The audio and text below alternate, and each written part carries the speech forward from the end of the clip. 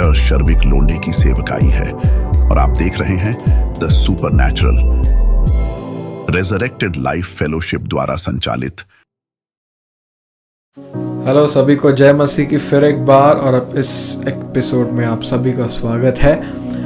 आज हम समझने वाले हैं परमेश्वर के वचन से अलौकिकता कितना महत्वपूर्ण है परमेश्वर के राज्य में। आपके और मेरे मसीही जीवन में अलौकिकता कितनी ज़्यादा महत्वपूर्ण है। हालेलुया। तो क्यों ना हम छोटी सी प्रार्थना करें, फिर आगे बढ़े। धन्यवाद करते हैं पिता परमेश्वर इस मौके के लिए। प्रभु जी, आपने फिर एक बार हमें टेलीविज़न, टीवी, यूट्यूब, इन सारे माध्यमों से फिर एक बार इकट्ठा लाया है ताकि हम आपके वचन से सीख समझ आ रहा आगे बढ़ पाए। प्रभु, इन सारे दर्शकों को आपके हाथों में सौंपता हूँ प्रभु जी। वो जिस किसी स्थान से मुझे सुन रहे हैं प्रभु, आपका सामर्थ और आपकी उपस्थिति उनको उनकी अगुवाई करने पाए प्रभु, और वो आने वाले वचन को आपके आत्मा के अनुसार समझने पाए। धन्यवाद करते हैं, यीशु मसीह के नाम में मांगते हैं पिता, आमेन आमेन। क्यों ना हम वचन में जाएं, मेरे साथ खोलेंगे फिर एक बार पिछले एपिसोड की तरह निर्गमन का किताब, उसका 33वां अध्याय और 11वां वचन। निर्गमन 33:11 साथ में मिलकर पढ़ेंगे। और यहोवा मूसा से इस प्रकार आमने सामने बातें करता था जिस प्रकार कोई अपने भाई से बातें करे। हालेलुया। इस बात को हमें समझना है कलीसिया। परमेश्वर के साथ हमारा जो रिश्ता है, हमने उसे सीमित करके रखा है सिर्फ कुछ विनतियों तक। हमारे कुछ विनतियां होती हैं कि प्रभु मुझे ये चाहिए, मुझे एक अच्छा जॉब चाहिए, मुझे इस दर्द से राहत चाहिए, मुझे कल खाने में शायद ये चाहिए, मुझे ये नहीं चाहिए, मेरे लिए ये सॉल्व कर दो, ये कर दो, वो कर दो। और इस तरीके से हम हमारा सारा प्रार्थना आमीन बोल के ख़त्म करते हैं। बस इतना पता है कि अंत में इतना ही बोलना, यीशु मसीह के नाम में मांगते हैं, आमीन, इतना बोल के ख़त्म कर देते हैं, है ना। पर हमें इस बात का एहसास होना ज़रूरी है कि अलौकिकता हमारे प्रार्थना जीवन से शुरू होती है। और आपका प्रार्थना जीवन अगर केवल इतने ही चीज़ों तक सीमित है, सिर्फ कुछ दरख्वास्त करनी है, प्रभु को कुछ चीज़ें मांगनी है और आमीन बोलना है, बस वहाँ तक अगर आपका प्रार्थना जीवन सीमित है कलीसिया, हमें कुछ बदलाव लाने बहुत ज़रूरी है। आमीन। परमेश्वर का वचन कहता है कि मूसा परमेश्वर के साथ एक भाई के समान बात करता था, आमने सामने, दो दोस्तों की तरह। Isn't that beautiful? कितनी सुंदर बात है ये, है ना। हमारे आज के समय में हम क्यों इस तरीके की अपेक्षा नहीं करते, ये मेरा सवाल है। हाँ, मैं मानता हूँ कि परमेश्वर उस तरीके से मुलाकात पुराने नियम में करते थे, लेकिन परमेश्वर का वचन कहता है यीशु मसीह कल, आज और हमेशा के लिए, युगान युग के लिए एक समान है। यीशु मसीह नहीं बदलते, प्रभु नहीं बदलता। तो प्रॉब्लम क्या है? प्रॉब्लम यह है, हमें लगता है कि ये इस तरीके से परमेश्वर केवल उस समय में अपने लोगों से मिलते थे, आज इस तरीके से नहीं हो सकता। ये शत्रु का सबसे बड़ा झूठ है। आज भी परमेश्वर आपसे उस तरीके से मिल सकते हैं, ठीक है। उसके लिए आपको क्या करना है? आपका प्रार्थना जीवन सबसे पहले आपको ठीक करना है। पहले तो प्रॉब्लम क्या है सबसे बड़ा, कि लोगों को समझ में नहीं आता है कि जब हम अलौकिकता के बारे में बात करते हैं, उन्हें लगता है कि शायद अलौकिकता सिर्फ चिन्ह और चमत्कारों तक सीमित है, शायद सिर्फ कोई दुष्ट आत्मा निकाला जा रहा है, सिर्फ उन बातों तक अलौकिकता सीमित है। लेकिन परमेश्वर का वचन कुछ अलग कहता है। आपका अलौकिक जीवन आपके प्रार्थना जीवन से होकर आगे बढ़ता है। वो कैसे, हम आज उस चीज को जानेंगे, ठीक है। मेरे साथ अपने पवित्र शास्त्र को खोलें, भजन संहिता उसका 23वां अध्याय, भजन संहिता 23वां अध्याय और 1 से 6 यानी कि पूरा हम पढ़ेंगे, ठीक है। अभी ये जो भजन संहिता है हम सभी को पता है, काफ़ी कॉमन है, काफ़ी अच्छे से हमने इसको सुना है, पढ़ा है, बचपन से जाना है। जो बचपन से कलीसिया में जाते रहे हैं उनको पता होगा। लेकिन आज हम इस अध्याय को एक अलग रूप में समझने वाले हैं। शायद आपने उस तरीके से इस वचन को न देखा होगा। ओके, तो आशा करता हूं कि आप तैयार हैं। ठीक है, तो आगे बढ़ते हैं। भजन संहिता 23 का 1, यहोवा मेरा चरवाहा है, मुझे कुछ घटी न होगी। अब यहां पे रुकेंगे। हम इस अध्याय को धीरे धीरे समझेंगे और फिर आगे बढ़ेंगे। एक बार में पूरा पूरा नहीं पढ़ेंगे जैसे आप हर सुबह करते हैं। ओके, हम धीरे धीरे पढ़ेंगे। यह मेरा चरवाहा है, मुझे किसी बात की कमी या मुझे कुछ घटी न होगी। हम कहते हैं इस बात को पर समझते नहीं है। इस बात को समझिएगा ध्यान से कलीसिया। आपके जीवन में अगर कमी है, अगर किसी चीज की घटी है, आपको इस चीज का प्रयास करना है परखने का कि आपके जीवन का चरवाहा कौन है। अगर आपके जीवन का चरवाहा यीशु मसीह है, बात मानिएगा, विश्वास करिएगा, आपको किसी भी चीज की कमी नहीं होगी। लेकिन अगर आपको किसी चीज की कमी हो रही है, आपको उस क्षेत्र में जाकर परखना है, जांचना है कि मेरे जीवन का चरवाहा कौन है। क्यों? क्योंकि वचन क्या कहता है? यहोवा मेरा चरवाहा है, इसलिए मुझे किसी भी चीज की कमी न होगी। एक चरवाहा और भेड़, इन दोनों का क्या रिश्ता है? ध्यान से सुनिएगा। एक चरवाहा अपने भेड़ को कभी भी खुद से अलग होने नहीं देता है। इसका मतलब वो अपनी भेड़ का ख्याल रखता है। वो ध्यान रखता है कि उसकी भेड़ क्या खाना खा रही है, वो कहाँ जा रही है, वो किन लोगों के साथ है, कहाँ नहीं जा सकती है, क्या है क्या नहीं है। क्यों? क्योंकि वो उसकी देखभाल करता है, वो उसको संभालता है, प्यार से उसको बढ़ाता है ना। तो एक चरवाहा एक जिम्मेदार व्यक्ति होता है, करेक्ट। इसीलिए वो अपनी भेड़ को किसी भी तरीके का कमी नहीं होने देगा। आप गांव में जाओ, चरवाहा को देखो, वो अपने भेड़ को किसी भी तरीके का कमी नहीं होने देते।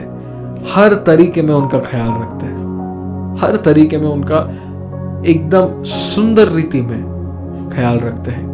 अगर एक इंसान एक जानवर के लिए इतना कर सकता है, आपका परमेश्वर पिता आपके लिए कितना करेगा। लेकिन क्या आपके जीवन का चरवाहा परमेश्वर है?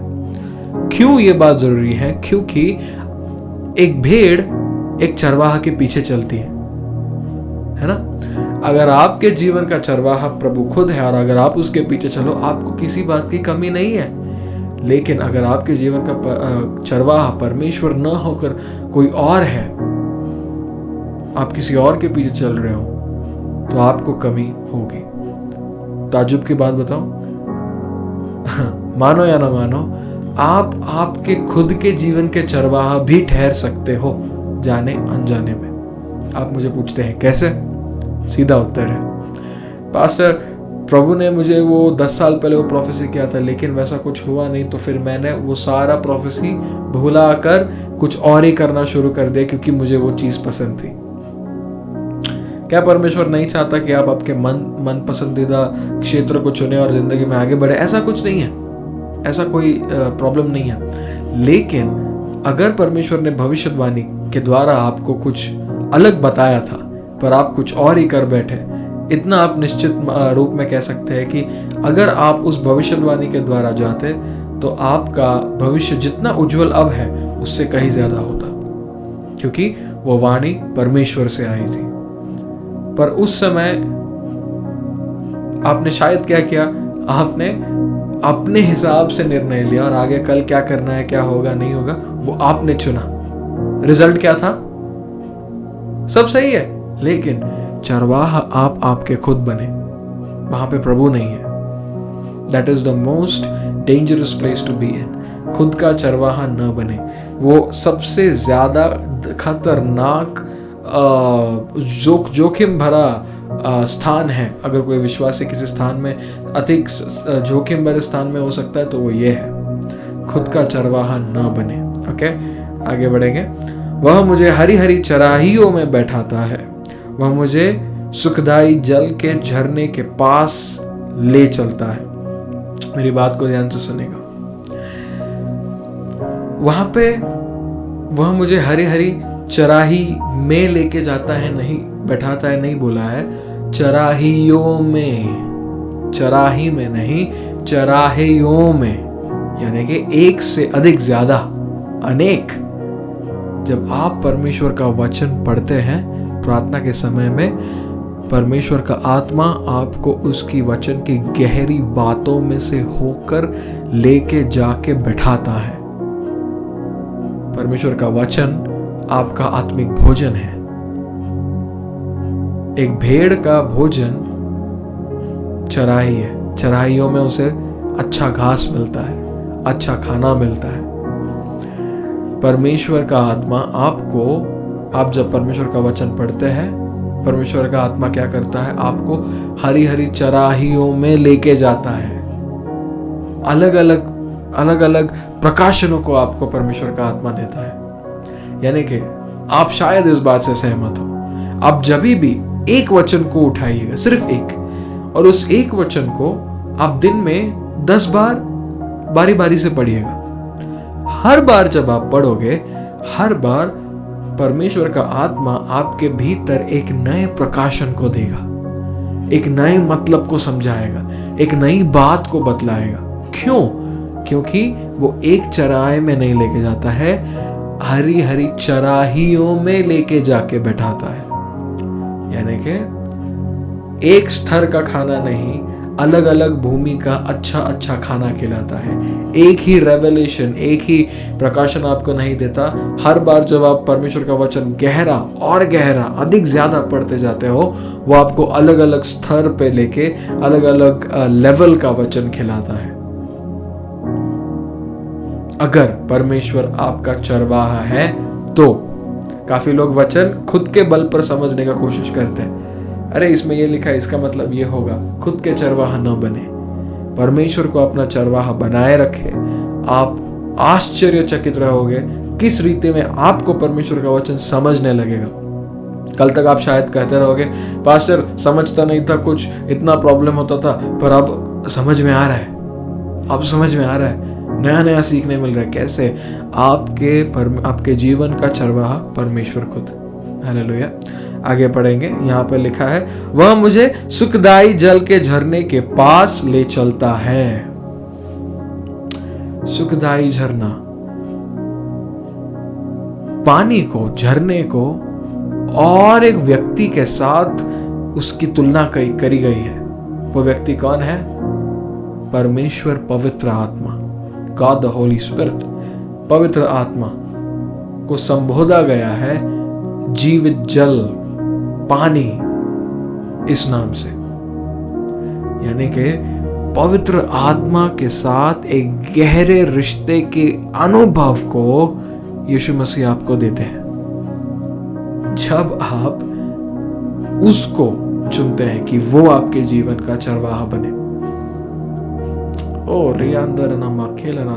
मैं आपको बता रहा हूं कलीसिया, अगर आप इस बात को सीरियसली लोगे, इस वचन को आप ध्यान से दिल लगाकर समझोगे, सुनोगे, आगे बढ़ोगे, मैं बता रहा हूं आपका प्रार्थना जीवन एक काफी अलग लेवल पे चला जाएगा। आमीन। आगे बढ़ते हैं। वह मेरे जी में जी ले आता है, धर्म के मार्गों में वह अपने नाम के निमित्त मेरी अगुवाई करता है। चाहे मैं घोर अंधकार से भरी हुई तराई में से होकर चलूं, तो भी हानि से न डरूंगा, क्योंकि तू मेरे साथ रहता है। क्योंकि तू मेरे साथ रहता है। ओह लवली गॉड ही इज। अगर वो आपके जीवन का परमेश्वर, अगर आपके जीवन का चरवाहा है, वो आपको किसी भी स्थान पर, कहीं पर भी अकेले नहीं जाने देता है। एक सच्चे चरवाहा की यही पहचान है कि वो अपने भेड़ को किसी भी जगह पे अकेले नहीं जाने देता। वो खुद उसके साथ चलता है। क्यों? ताकि वो उसकी देखभाल कर सके। अगर उसे किसी चीज की जरूरत पड़े तो वो उस चीज को उस तक पहुंचा सके, उसके सोने का प्रबंध कर सके, उसके घूमने का मार्ग तैयार कर सके, उसको खाने पीने की वस्तुएं समय पर पहुंचा सके। इसलिए एक जिम्मेदार चरवाहा अपनी भेड़ को न छोड़ते हुए वो जहां भी जाए वो उसका ख्याल रखता है। इसका मतलब सिर्फ और सिर्फ अगर परमेश्वर आपके जीवन का चरवाहा है तो आप अंधकार के तराई से होकर गुजर सकते हैं और आपको मौत का डर बिल्कुल नहीं लगेगा। काफी लोगों के जीवन में बड़ा बड़ा प्रॉब्लम्स आता है, पास्टर मैं इस चीज से गुजर रहा हूँ, डॉक्टर ने बोला कैंसर है, लोन वाले फोन कर रहे बोल रहे कि नहीं कि भरा तो अगले महीने आपका घर हम आपसे ले लेंगे। अलग अलग प्रकार के अंधकार की तराइयां हैं। आपका इस चीज में क्या रिस्पॉन्स है? आपकी प्रतिक्रिया क्या है? क्या आप निडर होके खड़े रहते हैं कि यहोवा मेरा चरवाहा है, मेरा प्रभु मेरा चरवाहा है? आप उस रीति में खड़े रहते हैं? आप तभी रह पाओगे जब आपको इस चीज का संपूर्ण रूप में बिलीफ रहेगा, विश्वास रहेगा कि मेरे को पता है मेरा चरवाहा परमेश्वर है। अगर आपके जीवन का चरवाहा परमेश्वर खुद ना हो तो आपको भी पता है डरने की वजह है, क्योंकि कभी कभी हालात उस हद तक गुजर जाते हैं जहां पे परमेश्वर के अलावा आपकी मदद उस समय कोई नहीं कर सकता चाह कर भी। पर अगर परमेश्वर आपके जीवन का चरवाहा है, वो आपको उस छोर तक पहुंचने ही नहीं देगा, उसके पहले ही संभाल लेगा। हालेलुया। आगे आगे पढ़ेंगे फिर एक बार। चाहे मैं घोर अंधकार से भरी हुई तराई में से होकर चलो तो भी हानि से न डरूंगा, क्योंकि तू मेरे साथ रहता है। तेरे सोटे और तेरी लाठी से मुझे शांति मिलती है। हाँ, वो आपको रोकता है, वो आपको कंफर्ट करता है, आराम देता है, आपको आपकी गलतियों पर आपको रोकता है, आपको समझाता है, प्यार से समझाता है। इसलिए परमेश्वर हमारे जीवन का चरवाहा होना बहुत ज़्यादा ज़रूरी है। मेरे भाई मेरे बहन, मेरी बात को ध्यान से सुनिएगा। दुनिया के लोग आज है कल नहीं रहेंगे। आपके पास आज कुछ अच्छा है, लोग आपके पास है। आपके पास वो चीज़ शायद अगर कल नहीं रही, लोग आपसे निकल जाएंगे, चले जाएंगे। क्यों? आप अब तक ठीक हो इसलिए लोग आपके पास है। आपके पास से अगर सब कुछ चला जाएगा, कोई आपके पास नहीं खड़े होगा। आपके खून के रिश्ते भी शायद घूमकर मुड़कर चले जाए। लेकिन परमेश्वर कहता है कि मैं तुझे कभी नहीं छोड़ूंगा, कभी नहीं त्यागूंगा। दो मीठा बात अगर कोई आके कर लिया, आप इतना प्रभावित हो जाते हैं कि वो व्यक्ति जो कहे आप आपके जीवन में वही करने लग जाते हैं। वो जो सलाह देंगे आप उसी को अपना फाइनल बना के आगे जाते हैं। इसका नतीजा क्या होता है पता है? एक नतीजा होता है इससे, जब कुछ गलत होगा, उनके दी हुई सलाह का नतीजा आपके साथ कुछ नुकसान होगा, वो व्यक्ति सीधा हाथ ऊपर उठा के चला जाएगा। नुकसान में आप रहोगे और फिर सोचोगे मैंने इसके बाद क्यों सुनी। इतना सब होने से अच्छा है पहले अगर यीशु मसीह को अपना चरवाहा बना लो, उसके कहे हुए, उसकी आवाज के अनुसार अपने जीवन को जियो, तो जब ऐसा नौबत भी अगर आता है तो आपको पता है कि आपका चरवाहा आपको छोड़ा नहीं है, वो आपके साथ स्थिर खड़ा है। हालेलुया। इस बात को ध्यान से समझिएगा। लोग आएंगे, लोग जाएंगे, यीशु मसीह है जो आपके साथ टिके रहेंगे। हालेलुया। आगे बढ़ेंगे। तू मेरे सताने वालों के सामने मेरे लिए मेज बिछाता है। Oh hallelujah. जो लोग आपके बारे में निंदा करते हैं, जो निंदक हैं, आपके बारे में बुराई करते हैं, आपके बारे में मजाक उड़ाते हैं, है ना, जो भी लोग हैं, आपको पता है हर किसी के पास ऐसे कुछ प्यारे लोग होते हैं। जो भी लोग हैं उनके सामने परमेश्वर आपके लिए मेज सजाता है। मेज, आपको पता है मेज क्यों कहा गया है? मेज, उसके पीछे भी एक कारण है। मेज आपको घरों में नहीं दिखाई देता है। राजा महाराजाओं के बड़े बड़े महलों में मेज सजता है। घर में तो हम बस एक प्लेट में खाना लेके खाते हैं, पर राजा महाराजाओं के घर में क्या होता है? मेज सजता है। अलग अलग प्रकार के पकवान बने होते हैं और राजा चुनता है मुझे क्या खाना है। वचन बोलता है आपके शत्रुओं के सामने वो आपके लिए मेज बिछाता है, यानी कि 2 रोटी और चावल दाल नहीं देता है आपको, आपके सामने वैरायटी ऑफ फूड रखता है, अलग अलग प्रकार का खाना रखता है और बोलता है तुझे जो चाहिए तू खा। इसका मतलब क्या है? शत्रुओं के नजरों के सामने वो आपको भरपूरी से आशीषित करता है। हालेलुया। किसी चीज की कमी नहीं होने देता है, वरन अबंडेंस में, बहुतायत में आपको हर चीज देता है। शत्रुओं के सामने इतना सुंदर चरवाहा है। ऐसा चरवाहा होने के लिए पता नहीं लोग क्या क्या करते हैं। ऐसा कोई आदमी मिलने के जो उनको सही सलाह दे जिंदगी में। आपके पास यीशु मसीह खुद है जो आपसे बात कर सकते हो, जिनको आप सुन सकते हो। वो आपका कहाँ सुनते हैं? उसको अपना चरवाहा बनाए। हालेलुया। आगे लिखा है,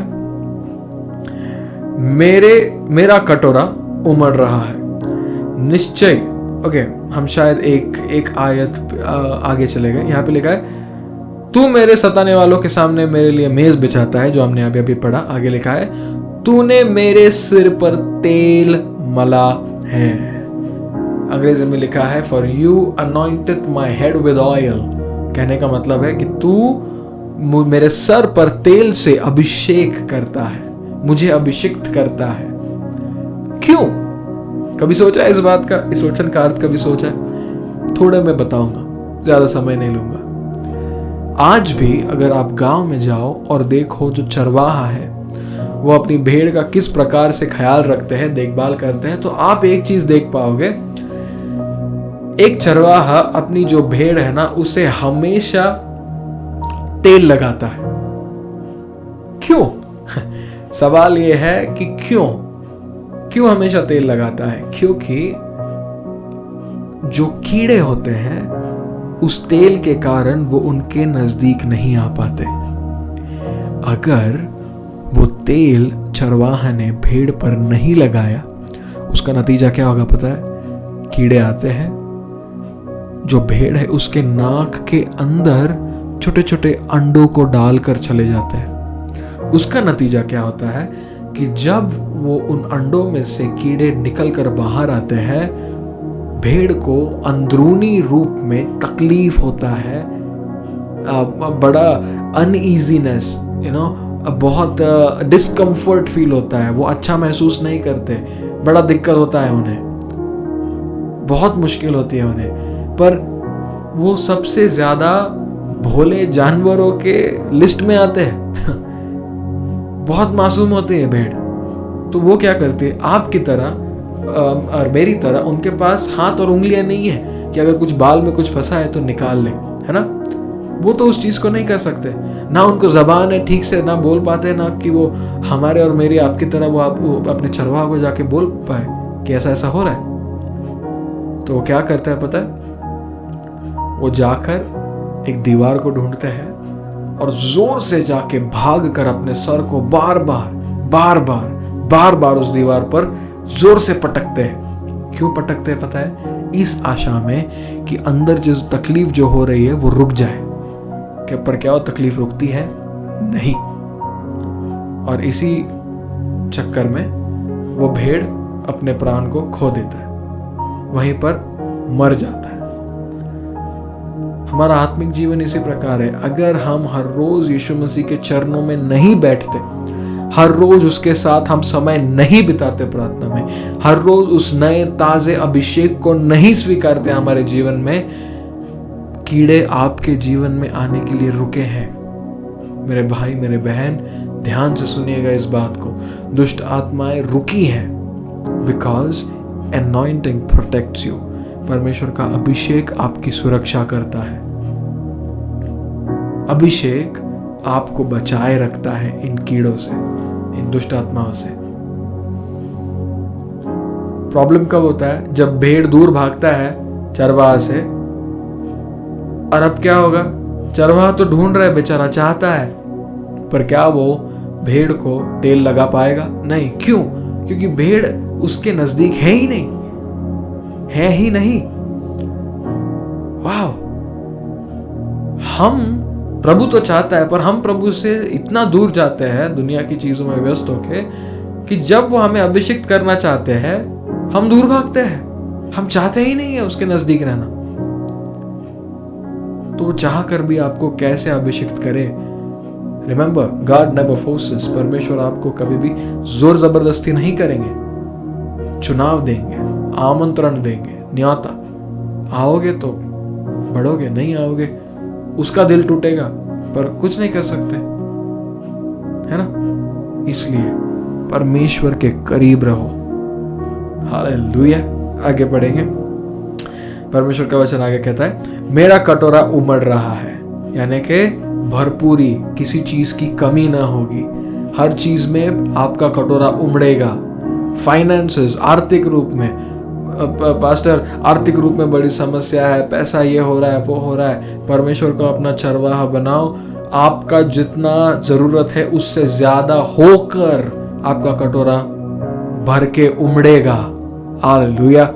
आपकी सेहत हो, आपका स्वास्थ्य हो, आपका आर्थिक क्षेत्र हो, आपका पैसा हो, आपका व्यवसाय हो, आपका काम हो, आपका आत्मिक जीवन हो, आपका पारिवारिक जीवन हो, आपका निजी जीवन हो, जो भी हो, वैवाहिक जीवन हो, हर क्षेत्र में आपका कटोरा उमड़ेगा, भर के उमड़ेगा। क्यों? क्योंकि परमेश्वर आपका चरवाहा है। हालेलुया। आगे आगे पढ़ेंगे हम। निश्चय भलाई और करुणा जीवन भर मेरे साथ बनी रहेगी और मैं यहोवा के धाम में सर्वदा निवास करूंगा। आमीन। हालेलुया। यहाँ पे लिखा है, निश्चय भलाई और करुणा में जीवन भर मेरे पीछे पीछे चलेगी, है ना? अंग्रेजी में लिखा है, goodness and mercy shall follow me all the days of my life. लोग क्या करते हैं ना, भलाई और करुणा के पीछे भागने का कोशिश करते हैं। गलत है। प्रभु को अपना चरवाहा बनाओ, आप प्रभु के पीछे हो जाओ, आपके चरवाहा के पीछे चलो। भलाई और करुणा पीछे से वो आपके पीछे पीछे चलेंगे, यानी कि भलाई और करुणा के पीछे मत भागो, प्रभु के पीछे चलो, वो अपने आप पीछे आएगा आपके। हालेलुया। अलौकिक जीवन, अलौकिक जीवन, ये आपके अलौकिक जीवन को जीने के लिए शुरुआत करने का छोटा सा पहला कदम है। आज के वचन को अगर आप पूरे दिल से स्वीकारें, सीरियसली लेके आगे बढ़े, ये वचन आपके जीवन में बहुत बड़ा काम करेगा, आपके प्रार्थना जीवन में, हर अलग क्षेत्र में। हालेलुया। हम आज का एपिसोड यहाँ समाप्त करते हैं, उसके पहले क्यों ना प्रार्थना करें। धन्यवाद करते हैं पिता परमेश्वर इन सारे दर्शकों के लिए प्रभु जी, जहाँ जहाँ से मुझे ये लोग सारे सुन रहे हैं प्रभु। मैं प्रार्थना करता हूँ, दुआ करता हूँ यीशु कि ये लोग अपने जीवन में आपको अपने चरवाहा होने के रूप में संपूर्णता में समर्पित खुद को करके आपको स्वीकारे प्रभु, ताकि आने वाले दिनों में वो आपके अलौकिक जीवन शैली का अनुभव करने पाए और सुंदर रूप में प्रभु जी वो आपके राज्य का प्रचार अपने शहरों में करने पाए। धन्यवाद करते हैं प्रभु, सारा गौरव आपको देते हैं, यीशु मसीह के नाम में मांगते हैं पिता। आमेन, आमेन, आमेन। आशा करता हूं कि आज के एपिसोड के द्वारा आप सभी लोग आशीषित हुए। अगर आपको परमेश्वर ने छुआ है हमारे मिनिस्ट्री के द्वारा, टीवी पर आप देख रहे हो या यूट्यूब पर या कहीं और सुन रहे हो, देख रहे हो, अगर आपने परमेश्वर की छुअन का अनुभव किया है और अगर आने वाले पिछले कुछ गए दिनों में आपने देखा है कि परमेश्वर ने आपके जीवन में उस चीज़ को किया है, उस कार्य को किया है, हम आपकी गवाही सुनने के लिए उत्सुक हैं। आपके स्क्रीन पर फिलहाल एक QR कोड आ रहा है, आप उसको कृपया करके स्कैन करें। जैसे स्कैन करोगे आपके मोबाइल पर एक फॉर्म खुलेगा, उस फॉर्म को अपनी जानकारी के साथ भरें और फिर बाद में नीचे की ओर अपनी गवाही को बांटें। वो गवाही जब हम तक पहुंचेगी, शायद आने वाले दिनों में हम आपकी शायद गवाही टीवी पर बांटें। ओके, तो धन्यवाद सभी को ज्वाइन इन करने के लिए। मिलेंगे अगले एपिसोड में, तब तक उस चरवाहा के पीछे चलते रहे। परमेश्वर आप सभी को आशीषित करे। जय मसीह की। अगले 2 मिनट आपको यह एहसास कराने के लिए है कि आप बेदारी ला सकते हैं। आज दुनिया में लोग ठंडे दिल से चल रहे हैं, उन्होंने एक दूसरे के लिए खुशी, शांति और प्यार खो दिया है। वे यह समझने के लिए संघर्ष करते हैं कि उनके और उनके जीवन में क्या गलत है, लेकिन आप उनकी मदद कर सकते हैं। तुम मुझसे पूछते हो कैसे? यीशु को उनके टूटे हुए जीवन में लाने के लिए हमारे साथ साझेदारी करके।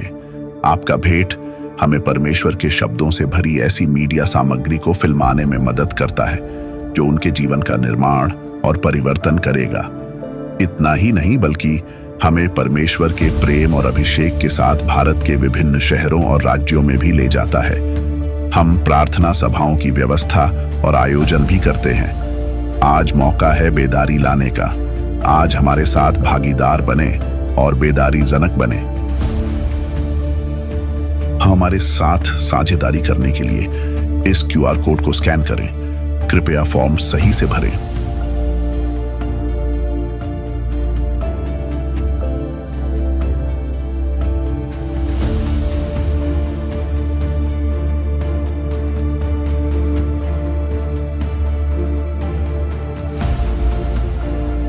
और हमारे सोशल मीडिया प्लेटफॉर्म जैसे व्हाट्सएप, इंस्टाग्राम और यूट्यूब पर हमसे जुड़ने के लिए नीचे दिए गए कोड को स्कैन करें और सुनिश्चित करें कि आप हमें फॉलो करते हैं।